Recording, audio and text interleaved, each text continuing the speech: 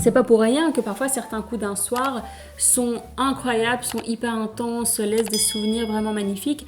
C'est parce qu'en réalité, il y avait une connexion émotionnelle incroyable. Et cette connexion émotionnelle vient du fait que ça a été un coup d'un soir et que vous étiez ultra investi, ultra motivé, passionné par l'autre, du coup en recherche intense de connexion avec cet autre que vous aviez envie de découvrir. Donc voilà, moi je ne suis pas du tout, je déteste qu'on critique les coups d'un soir comme si c'était immoral, amoral, interdit, pas bien, sale, c'est haram et tout ça.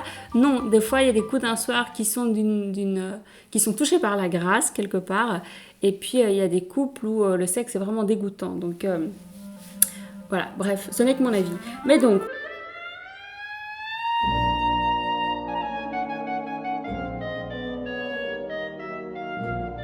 bonjour YouTube et coucou à tous mes ex, alors bienvenue dans cette nouvelle vidéo. Aujourd'hui, on va donc parler de connexion émotionnelle. C'est parti. Est-ce que ça vous est déjà arrivé pendant ou après un rapport sexuel de vous dire tiens, en fait c'était bof, physiquement pourtant l'autre me plaisait, techniquement au niveau sexuel tout fonctionnait bien, j'ai plus ou moins joui, genre tout était assez ok, mais quelque part c'est comme s'il manquait quelque chose et vous n'arrivez pas à mettre le doigt sur ce qui a fait défaut, sur ce qui a manqué. Eh bien je vous le donne en mille, vous avez très probablement manqué de connexion émotionnelle et vous êtes passé à l'acte trop tôt. Ou si vous n'êtes pas passé à l'acte trop tôt, vous n'étiez pas apte à avoir un rapport sexuel car vous n'étiez pas en mesure d'être intime émotionnellement et d'avoir une connexion émotionnelle avec quelqu'un. Et alors, attention, ça n'arrive pas qu'au one-shot, qu'au coup d'un soir ou aux gens qui ne se connaissent pas et qui ont fait un date Tinder et qui ont brûlé quelques étapes. Non, ça peut arriver aussi à des couples qui ont simplement perdu ce lien émotionnel qu'ils avaient peut-être au début et puis avec le temps, avec une certaine lassitude, avec une certaine distance, ils l'ont perdu. C'est pas grave, c'est pas la fin du monde, c'est quelque chose qui se construit, qui s'entretient, qui se répare. Et d'ailleurs, c'est pas pour rien que parfois certains coups d'un soir sont incroyables, sont hyper intenses, laissent des souvenirs vraiment magnifiques. C'est parce qu'en réalité, il y avait une connexion émotionnelle incroyable. Et cette connexion émotionnelle vient du fait que ça a été un coup d'un soir et que vous étiez ultra investi, ultra motivé, passionné par l'autre, du coup en recherche intense de connexion avec cet autre que vous aviez envie de découvrir. Donc voilà, moi je ne suis pas du tout, je déteste qu'on critique les coups d'un soir comme si c'était immoral, amoral, interdit, pas bien, sale, c'est haram et tout ça. Non, des fois il y a des coups d'un soir qui sont qui sont touchés par la grâce quelque part, et puis il y a des couples où le sexe est vraiment dégoûtant. Donc voilà, bref, ce n'est que mon avis. Mais donc, on va parler de connexion émotionnelle. Et qu'est-ce que j'entends par connexion émotionnelle ? Eh bien, il s'agit de connecter à tous les niveaux autres que, que la pénétration. Je rigole en disant ça, mais autre que, ben oui, l'acte sexuel en lui-même qui est un petit peu la connexion ultime. Donc ça veut dire connecté par la parole, connecté par le regard, connecté par l'intellect, connecté par les odeurs, par le toucher, par l'énergie, voilà, à plein de niveaux autres que le sexe. Et pourquoi est-ce que c'est important ? Eh bien c'est important parce qu'en fait, quand vous faites ça, une fois que vous passez à l'acte et que vous faites l'amour, eh bien il y aura un sentiment de confiance, il y aura des émotions, il y aura une fluidité qui ne sont pas possibles, qui ne peuvent pas être présentes si vous n'avez pas connecté émotionnellement avant, à moins d'être vraiment deux âmes sœurs et incroyablement douées sexuellement, mais je pense pas que ce soit le cas, donc on va continuer cette vidéo. Mais donc plus sérieusement, oui, c'est pour... si vous ne faites pas ça, vous allez avoir le sentiment d'assister juste à un acte masturbatoire, que ce soit de votre part ou de la part de l'autre ou des deux, et que c'est juste une pénétration, enfin voilà, que vraiment ça manque de dimension, d'implication, vous vous sentez tout seul et vous avez l'impression que l'autre est tout seul aussi. Alors, on va rentrer maintenant dans le vif du sujet. Je vous l'ai déjà évoqué plus ou moins, mais donc mon premier point, c'est la parole, la discussion. Alors, attention, moi quand je dis ça, il n'est pas forcément question d'avoir des discussions ultra deep, hyper profondes sur le sens de la vie, est-ce que tu crois en Dieu, la vie après la mort, tout ça, non. Vous pouvez évidemment, et c'est chouette si c'est ça qui vous passionne, mais l'intérêt c'est tout simplement de parler de choses qui sont importantes pour vous, qui vous touchent, que vous soyez capable d'avoir une discussion, une communication où vous acceptez d'être vulnérable. Et être vulnérable, ça ne veut pas dire être faible, ça veut juste dire être honnête sur ce qui est important pour vous et sur ce qui vous touche. Et que vous soyez en couple ou en premier date, hein, les deux peuvent être fainéants intellectuellement et ne pas faire d'efforts pour avoir une réelle conversation. Si vous êtes en couple, ben voilà, essayez de ne pas ressasser les mêmes histoires sur vos collègues, ou alors de parler de la météo, ou alors de parler de ce que vous allez manger ce week-end. Voilà, essayez d'être ailleurs que dans le fonctionnel et l'utilitaire. Ensuite, quand c'est un premier date, par pitié, ne parlez pas de qu'est-ce que tu regardes sur Netflix, ou est-ce que tu préfères le thé ou le café. Enfin, à moins d'avoir un master en philosophie, je ne crois pas que vous soyez capable de répondre de manière pertinente et profonde et intéressante à ce genre de questions. Donc voilà, faites un effort intellectuel parce que vous vous rendrez compte plus tard à quel point ça vous aura servi pour mieux jouir. Et puis au-delà de la parole, c'est aussi soyez vraiment capable d'écouter, de lire entre les lignes, de voir ce qui anime l'autre, de voir les points qui sont délicats, où l'autre est sensible, là où l'autre est touché quand il ou elle s'exprime. C'est aussi à ça que ça sert. Ensuite, le deuxième point, il s'agit de partager beaucoup plus de contacts physiques non sexuels. Donc, faites-vous des massages, lavez-vous ensemble, lavez-vous mutuellement les cheveux. C'est un truc que moi je trouve assez romantique et sensuel, se brosser les cheveux, se laver les cheveux ensemble. Vous pouvez aussi vous mettre de la crème, vous faire des petits soins ensemble. Bon, après, il ne faut pas que vous ayez l'impression de faire des trucs trop girly non plus, mais en tout cas de prendre soin de vous par des actes physiques ensemble. Ou plus simplement, tenez-vous la main, faites-vous des caresses, faites-vous des câlins, embrassez-vous sans que jamais ça mène, ou en tout cas sans que ce soit intentionnellement dirigé dans le but d'avoir du sexe, quoi. Alors le troisième point, il s'agit de se regarder, de s'observer, de se regarder, d'oser se regarder dans les yeux, parce que finalement on n'ose que très rarement se regarder vraiment dans les yeux plus de 3 secondes.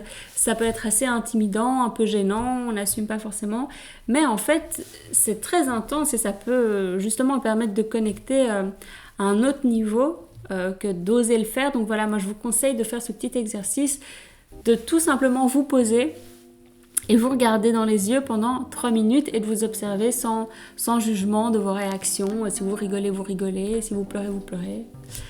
Et puis au-delà de se regarder les yeux dans les yeux, il y a aussi le fait de prendre le temps de réellement observer votre partenaire dans son entièreté, donc tout son corps, sa manière de se mouvoir, de bouger, d'habiter l'espace, d'habiter ses vêtements, essayer de deviner sa musculature sous ses vêtements, de la connaître et de l'apprécier.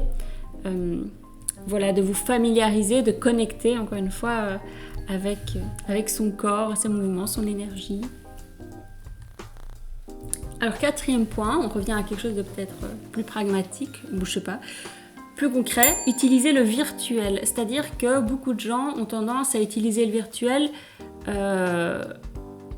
d'une manière qui enlève au réel. C'est-à-dire qu'on va s'envoyer des gros plans de nos parties génitales, on va s'envoyer des nudes, on va se disputer, on va donner trop d'informations sur soi et sur ses propres sentiments.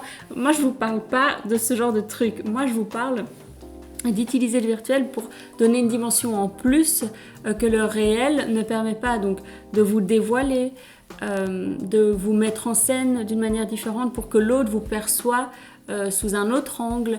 Et vous avez tellement de moyens d'être créatif, que ce soit par les audios, les vidéos, les photos, par l'écriture. Vraiment, il y a de quoi se créer toutes sortes de personnages. Alors, je vous dis pas forcément de faire quelque chose d'hyper narcissique, mais ça peut être des manières différentes de vous présenter, de vous dévoiler. Justement, si vous avez peut-être du mal avec la vulnérabilité, c'est l'occasion aussi vous confier, ou enfin voilà, vous êtes libre d'en faire ce que vous voulez, mais je trouve toujours que c'est dommage de ne pas l'utiliser. Et alors, c'est pas non plus obligé de l'utiliser pour parler de vous, ça peut être aussi un moyen incroyable de partager ce qui vous plaît, ce qui vous touche, ce qui vous passionne, ce qui vous intéresse. Voilà, partager, c'est aussi une manière de se dévoiler et de rencontrer l'autre, et puis de parler de choses intéressantes, parce que des fois quand on se retrouve, on est pris par le réel ou par l'excitation et le virtuel a ceci d'intéressant, c'est qu'on ne peut pas passer à l'action, donc on réfléchit, on parle, on décortique des trucs, et c'est ça qui est chouette. Donc utilisez le virtuel. 5e point, c'est intéressant de faire des choses, des exercices qui vont vous synchroniser au niveau de votre respiration, de votre énergie, de votre humeur, que ce soit des exercices de méditation, de respiration comme avec de la cohérence cardiaque, ou même un peu plus fun, mais chanter ensemble, ça synchronise la respiration, le son c'est des vibrations. Bon voilà, après sans partir dans des trucs trop shanty, un exercice tout simple pour vous connecter et synchroniser vos respirations, c'est de vous coucher l'un sur l'autre. Donc, bon, idéalement, en tant que femme, voilà, vous vous couchez sur votre partenaire. Et quand lui inspire et que sa cage thoracique se gonfle, vous expirez. Et puis inversement, et ça va faire un petit peu un mouvement comme ça, vous voyez. Et si vous le tenez pendant plus ou moins 3 minutes, là ça peut être intéressant d'avoir un rapport sexuel après, parce que de synchroniser vos respirations, ça peut vraiment vous aider pour réussir à jouir ensemble, à jouir de manière synchronisée par après. Donc voilà, très chouette petit exercice. Et puis si vous ne faites pas l'amour, c'est simplement, encore une fois, une manière de vous rapprocher et de vous connecter. 6e point. Embrassez vos complexes, et quand je dis ça, je le dis vraiment en fait au sens littéral, c'est-à-dire ayez conscience de ce qui complexe votre partenaire et vraiment littéralement embrassez ces endroits, caressez-les, prenez-les, donnez-leur de l'amour, parce que c'est probablement des endroits qui ont reçu beaucoup de critiques et de malveillance et de mauvaises pensées. Voilà, et acceptez aussi vous du coup de dire les choses sur lesquelles vous vous sentez un peu plus en insécurité, pour qu'on puisse vous rendre l'appareil si vous le souhaitez. Mais vraiment ça c'est quelque chose, je pense, qui touche particulièrement les femmes. Après, si votre partenaire en tant qu'homme aussi, c'est pas forcément des complexes, mais une grosse cicatrice, si vous avez un accident ou des choses comme ça, voilà, on est aussi là pour réparer des blessures à plein de niveaux différents, et rappeler que tout ne doit pas être parfait. Voilà, donc embrassez les complexes et les blessures de votre partenaire. 7e point, c'est le dernier, c'est peut-être le plus abstrait, et c'est un de mes préférés. En fait, c'est tout bête, mais c'est de penser à l'autre. Et qu'est-ce que ça veut dire ? Peut-être que ça semble abstrait ou inutile, mais quand vous êtes épris d'une personne, vous pensez à elle un petit peu toute la journée, vous vous demandez ce qu'elle aime, ce qu'elle fait, ce qu'elle penserait de ceci ou de cela, ce qu'elle porte comme tenue. Et en faisant tout ça, en fait, vous alimentez déjà la relation, vous préparez déjà le date, le moment que vous allez vivre ensemble, vous commencez déjà vraiment à créer cette connexion à l'autre, quoi. Et c'est super intéressant, parce que du coup, l'autre, c'est pas juste un petit moment entre 20h et 22h. En fait, c'est tout un grand projet qui vous aura animé toute la journée. Et je suis certaine que quand on pense à l'autre pendant des heures et qu'on se projette de cette manière, le rendez-vous et l'acte sexuel prend une dimension tout autre. Et peut-être que vous êtes moyennement d'accord avec ce point, mais franchement, remettez-vous dans les premières semaines, les premiers mois où vous avez rencontré quelqu'un que vous aimiez vraiment beaucoup. Vous étiez incroyablement épris de cette personne, vous aviez envie de vous connecter à elle, donc vous n'arrêtiez pas d'y penser, de vous projeter, de vous faire des scénarios, et ça rendait le moment encore plus magique, encore plus incroyable, ça créait encore plus d'adrénaline, de dopamine. Donc voilà, je pense que ce point est réel, et que penser à l'autre fait une vraie différence, que ce soit pour l'autre ou même pour vous-même, d'avoir ce niveau d'implication émotionnelle. Ça va se ressentir, ça va rejaillir à travers l'acte sexuel, évidemment. Donc voilà, c'était mes 7 points. Dites-moi ce que vous en pensez, dites-moi lequel est votre préféré. Et dites-moi si vous êtes d'accord et si vous en voyez d'autres, parce que je suis sûre qu'il y en a d'autres. Peut-être que vous faites des trucs qui vous connectent émotionnellement à votre partenaire que je n'aurais pas évoqué ici. Donc n'hésitez pas à me le dire en commentaire, je suis tout oui. Et voilà, moi j'ai fait le tour de la question, en tout cas pour ce soir. Et puis si jamais vous aimeriez creuser la question mais que vous ne savez pas comment, eh bien c'est aussi à ça que sert une love coach et une sex coach. Donc n'hésitez pas à me contacter en privé, le premier appel est toujours gratuit, ça ne change pas. Toutes les infos sont en description.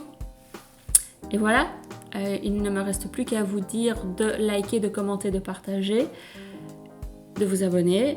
Et bonne nuit YouTube, bonsoir, à la semaine prochaine et bisous à tous mes ex.